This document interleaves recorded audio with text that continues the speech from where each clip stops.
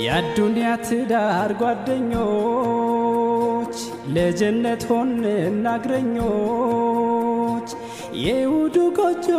እመቤቴ የልጆቼ ውድ እናቴ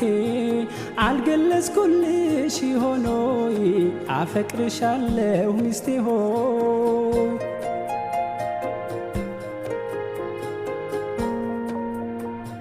በእስልምና ፍቅርን የመግለጽ ግዴታ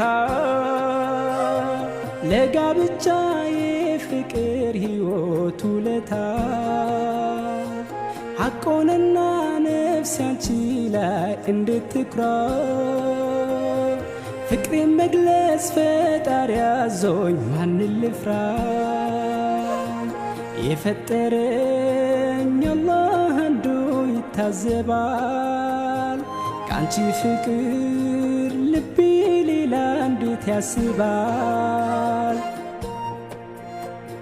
የዚች ዓለም ሙሉ ጥቅም ከሚስትና ሽቶ አይልቅም